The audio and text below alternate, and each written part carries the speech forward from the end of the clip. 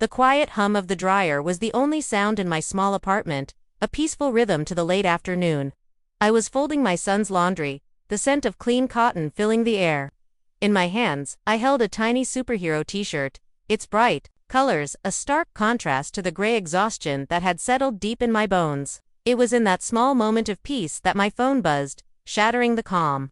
I saw my sister's name, Harper, flash on the screen, and a familiar dread coiled in my stomach. I answered, already knowing this wouldn't be a pleasant call.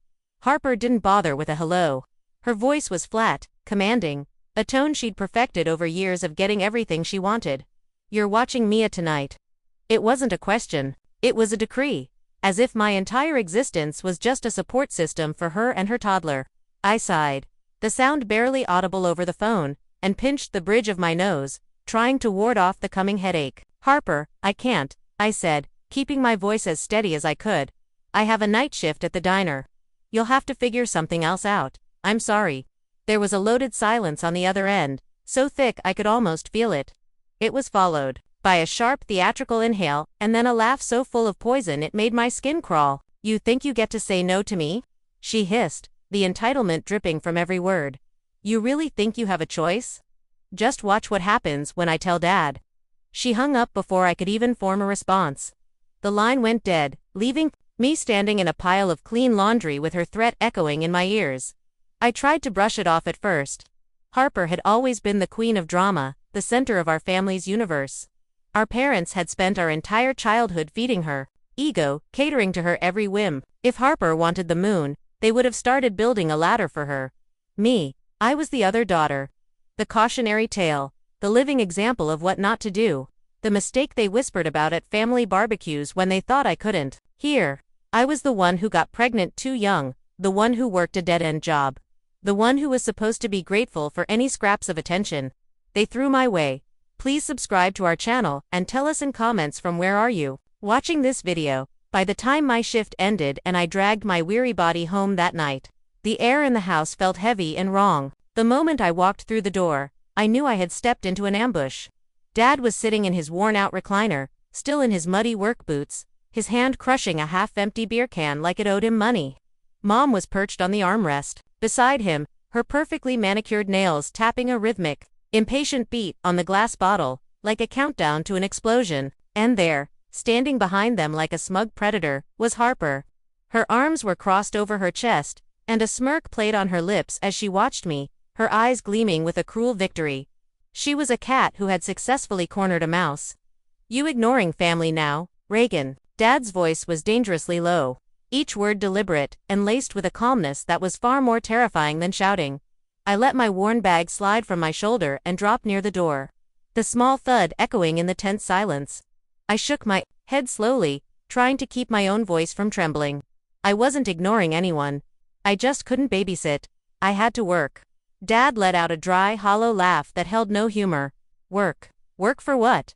That pathetic little paycheck you bring home. You really think anyone in this family needs your crumbs?" Mom chimed in without missing a beat, her voice a sickeningly sweet blend of sugar and venom. "Your sister is exhausted, Reagan. She is raising a child, doing the most important job in the world. She needs help. And what do?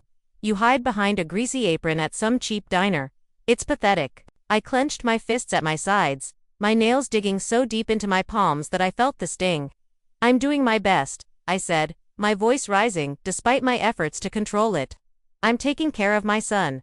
I'm working double shifts. I'm trying to." "You don't get to talk back to me." Dad cut me off, his voice snapping like a whip. He began to rise from his chair, a slow, menacing movement that made my blood run cold. His heavy boots thudded against the floorboards, each step seeming to shake the very foundation of the house as he advanced on me. In this house, Harper's needs come first. They always have, and they always will. "And what about my needs?" The words flew out of my mouth before I could stop them, a desperate, raw plea. My voice cracked, a volatile mix of righteous anger and utter exhaustion colliding in my chest. "What about my son? What about the fact that I am killing myself trying to give him a better life while you hand Harper everything on a silver platter?" That was when Harper delivered the final blow, her voice a loud, piercing whisper meant for everyone to hear. "She's just jealous. She always has been." Something inside me, Something I had kept locked down for years finally snapped. Jealous. I laughed, a broken, bitter sound. Jealous of what? Living like a parasite your whole life, depending on everyone else for every little thing while you treat me like I'm the dirt on your shoe. No, Harper. I'm not jealous. I'm done. I'm done being your free nanny. The room went completely still for a heartbeat. I could see a muscle twitch in Dad's jaw. His grip tightened on the beer bottle until his knuckles were bone white. And then, without any warning, his eyes landed on the nearest object, a heavy oak dining chair.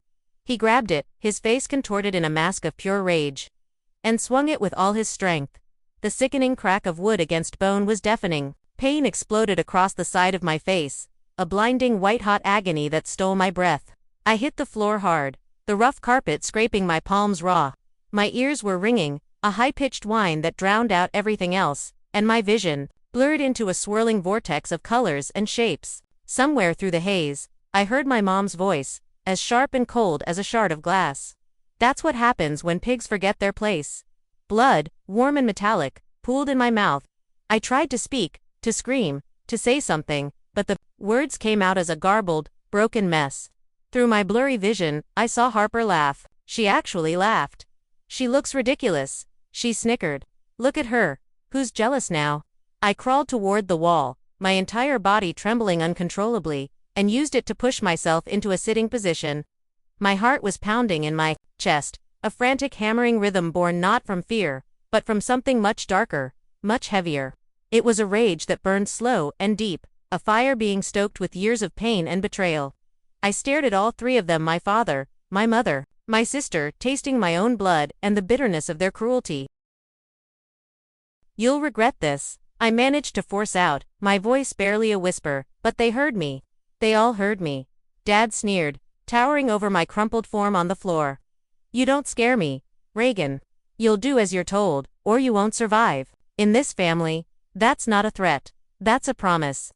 I looked at Harper's smug, satisfied smirk and then at my mom, who was calmly wiping her hands on her apron as if she'd just finished cleaning up a messy spill. And for the first time in my entire life, I didn't feel small or weak in their presence. I felt dangerous. That night, while my jaw throbbed with a pain so intense it felt like my head would split open, I sat on the cold tiles of the bathroom floor, holding a bag of frozen peas to my swollen, discolored face. My reflection in the mirror was almost unrecognizable. A stranger with hollow eyes, a grotesquely swollen jaw, and clenched teeth stared back at me. They thought they had finally broken me. They thought they had put me back in my place. But as I sat there, bleeding and silent in the dark, I began to plan. My plan wasn't for a revenge that comes quick and loud with shouting and anger. No, this would be something patient, precise, and poetic. It would be a slow dismantling of their world, something that would make them wish they had never, ever laid a hand on me. Blood had crusted at the corner of my lips when the first rays of morning sunlight crept through the blinds, stabbing into my swollen eyes like tiny needles. My jaw ached so badly that every breath was a trial, a fresh wave of throbbing pain. But the physical pain wasn't what had kept me awake all night. It was their laughter. Every single time I closed my eyes, I heard it echoing in the darkness of my mind. Harper's smug giggle, Dad's dry, barking laugh, and Mom's soft venomous chuckle as she called me a pig. That sound had burrowed itself deep beneath my skin until I could feel it vibrating in my bones. I didn't cry, I didn't scream, I didn't fight back. Instead, I just listened.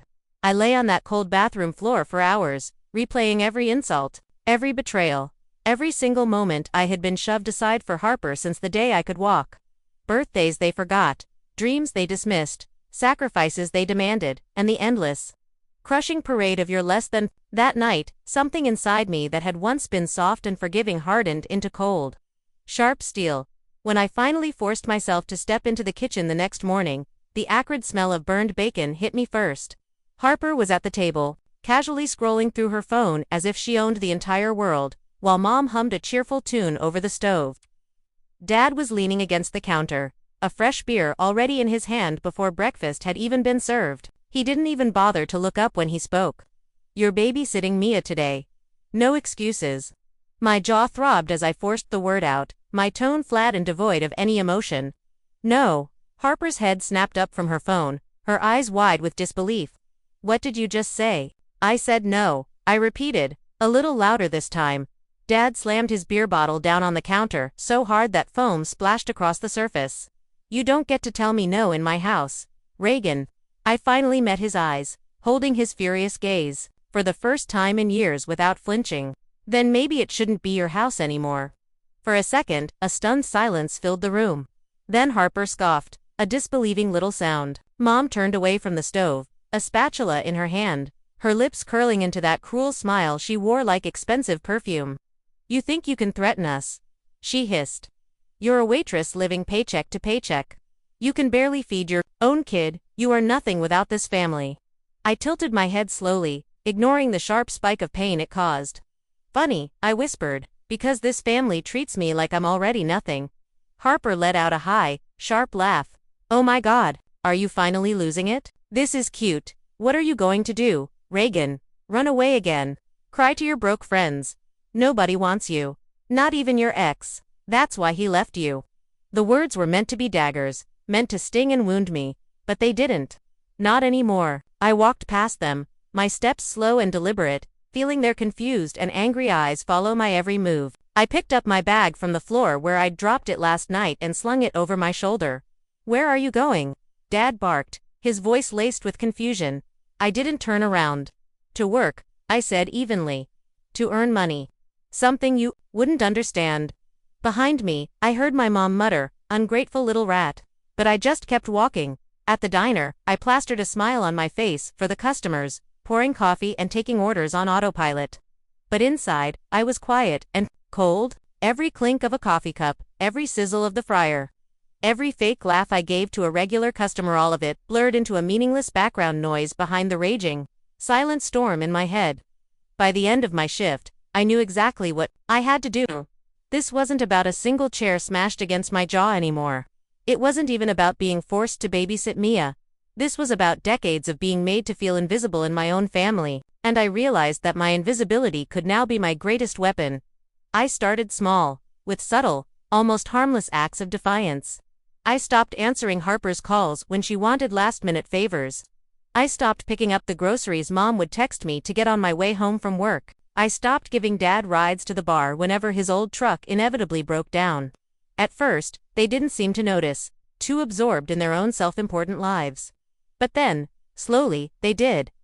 The first real crack in their fortress appeared when Harper showed up at my apartment unannounced, a wailing Mia balanced on her hip. She demanded I take her for the weekend. I just leaned against the doorframe, my arms crossed, and smiled a smile that didn't reach my eyes. I told you, Harper, I'm done babysitting. You don't get to be done, she shrieked, her voice echoing down the hallway and drawing the attention of my neighbors. You owe us. Everything you have is because of this family. I leaned closer, until my lips were just inches from her ear, and whispered, not for long. She blinked, a flicker of confusion flashing in her eyes before the anger returned. You're losing it? She spat, but I could hear the slight tremble in her voice as she stomped away down the hall. 2 weeks later, the atmosphere at my parents' house had shifted dramatically. It was tense, sharp, like the heavy air that comes right before a violent thunderstorm. Dad started avoiding my eyes. Harper had stopped calling altogether. Mom sent me long guilt-laden text messages about the importance of family unity, which I deleted without reading. They had no idea yet, but I had already found it. The one thing they cared about more than anything, the one thing they couldn't afford to lose. The house. The property they worshipped like a holy shrine. The very ground Dad always called our legacy. The title wasn't just in his name. It was in mine, too. They had spent my entire life putting me down, making me feel stupid and small. But years ago, when Dad hit a financial wall and needed to secure a large loan, he had convinced me to sign on as a co-owner. He thought I'd never notice the details, never understand the power it gave me. He thought I was just his dumb, compliant daughter. But I did understand. And I had kept quiet, watched, and waited for the right moment.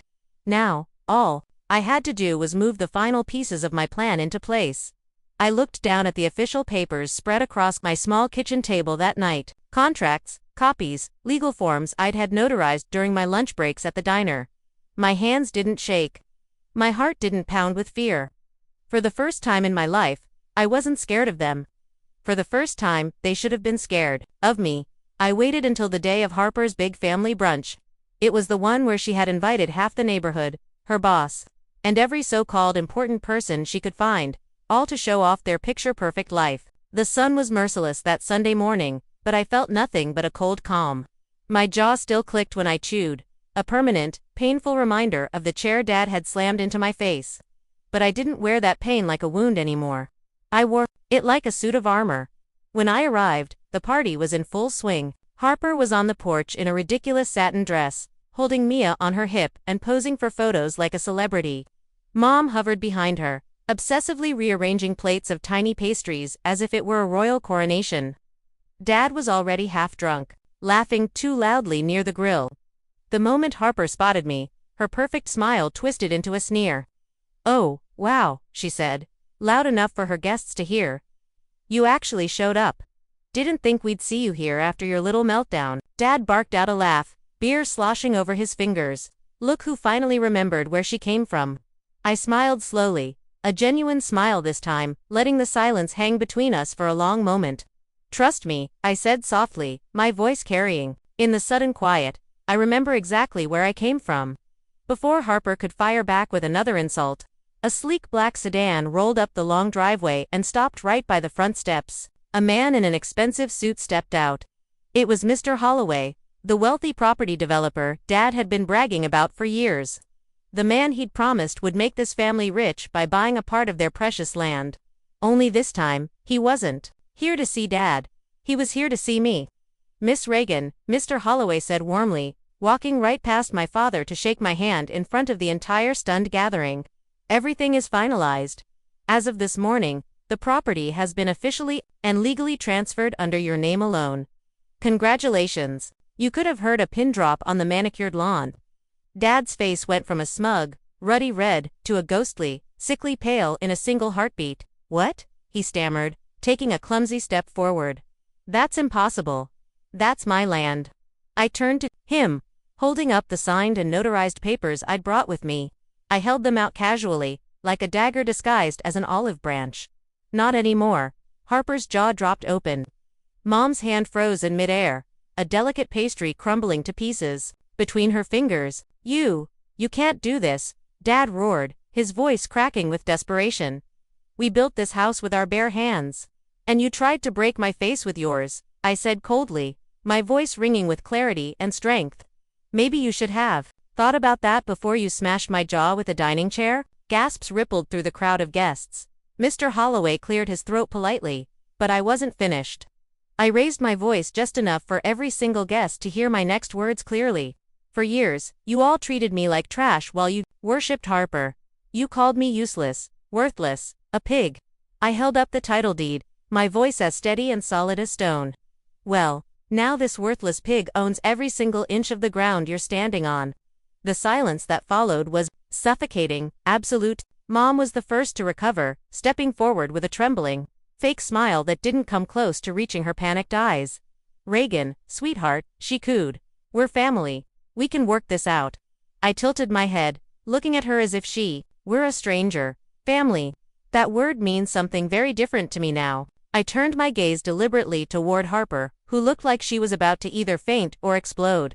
"Oh, and by the way," I added, my tone light and breezy, "since the house is now legally mine, I'll be needing everyone out by the end of the month." The color drained completely from her face. You can't be serious. Where are we supposed to go?" "Maybe you can ask one of your important guests," I said, with a careless shrug, glancing at the horrified neighbors and Harper's boss, who were now whispering frantically behind their hands, feasting on the scandal. Dad finally lunged toward me, his face a mask of pure fury, but Mr. Holloway smoothly stepped between us, his presence calm but firm. "Touch her," he said in a low voice, "and I will have you arrested for assault on the spot. She is the legal owner now."